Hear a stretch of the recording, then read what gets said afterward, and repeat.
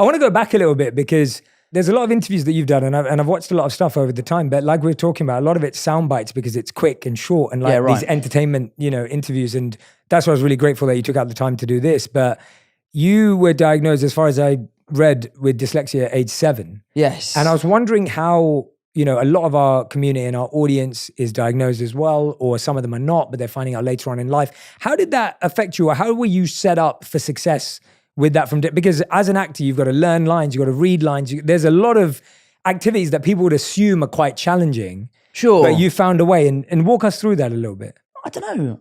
My mum has always been really hands-on with our education. Mm-hmm.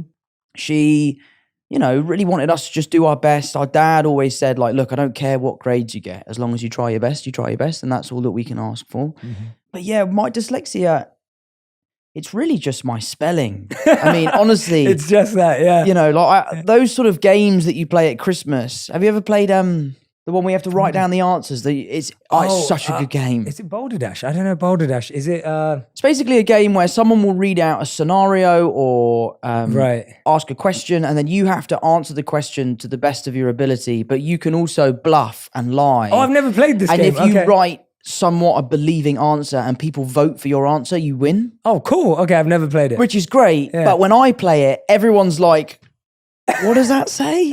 That is definitely not spelt right. Good. But yeah, so my spelling was really the biggest hurdle. Yeah. I worked really hard at school. I didn't do particularly well, but again, my parents said, as long as you try your best, then that's all we can ask for. Yeah. And acting you started early too, age 9, right? Like that was something that you started pursuing really early on in life. And I feel, was that something that you were always sure about? There's that famous viral TikTok that always goes around of you, I don't know how old you were, being asked, what superhero would you play when you're older? And you say, oh, maybe Spider-Man, right? And it's like, and I wonder like how much of your acting career do you feel like you've manifested, or there was a vision or a focus, or is it more just like, this was naturally what you were into and it grew? Where did that come from? I do believe in manifesting, actually. I really do. I think what's interesting about my career is this was never something I wanted. I just was a young kid. I loved dancing. My mum would take me to a dance class every Saturday, and I got spotted through that dance class to audition for a show on the West End. I ended up doing the show. I loved it. Billy Elliot. It was a time of my life. It was such a cool experience. Just by complete fluke, an agent came to see the show the night that I was on. She signed me. She sent me to an audition for a film. I was lucky enough to get the part.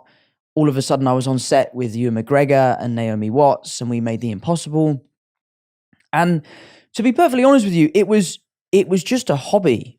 It was something that my mum would let me do on the summer holidays. She was very keen that I kept my schooling up. And there sort of came that time in England where you're in between GCSEs and A-levels, and you're trying to figure out. When I was going through that, you could still drop out at A-levels. Obviously, now you have to do A-levels. And I had that moment where I was like, what do I want to do?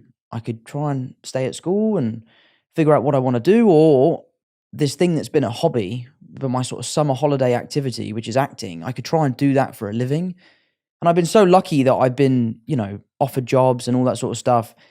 I decided to go with it. I joined the Brit School because, my mum was keen that I didn't go for school for an education, but went to school to expand my social skills and meet kids my own age. All my friends when I was 15 were like 30-year-old people because they're all adults from the business. So I think my mum was keen that I had some friends that are my age who are now my best friends today. So I never really wanted this. I just sort of never stopped doing it. And I love it. I absolutely love it. I love the creativity. I love the building blocks that are required to put a film together.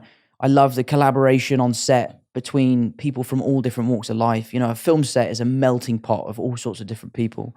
So I love it. I absolutely love it. Yeah. Wow. And I read something that you said you were bullied for like doing ballet. Yeah, right. Early, which obviously got you into playing the role of Billy Elliot, because it's ballet and tap, right? Sure. It's both. So was that tough at the time, or like were you trying to hide it and then you end up at the West End and you're on the main stage and everyone's seeing it, or was it kind of easy to navigate? And how did that go down? Because I feel like as a kid doing ballet and tap must have been a little challenging. Yeah, I mean, it wasn't easy, but it also wasn't tough. Right. I went to a rugby school, so you can imagine like the one kid in the school that does ballet. there's going to be comments here and there. It wasn't the easiest thing in the world. There were kids that didn't understand why I was doing it or what I was doing it for. No matter how many times I explained, like, I'm the only guy in a class of 30 girls in tights. I was like, guys, this is what you want to be doing. Like, rugby is not it. But it was tough. But again, like, it goes back to what we were saying about resilience and keeping your head down. And crowded room was the hardest job I've ever had for all sorts of different reasons. And there was a point in time where we were talking about, do we shut this down and walk away from it because of how challenging it was? And, you know, I dug my heels in, I put my head down and was like, no, I'm going to finish this. I'm going to see it through.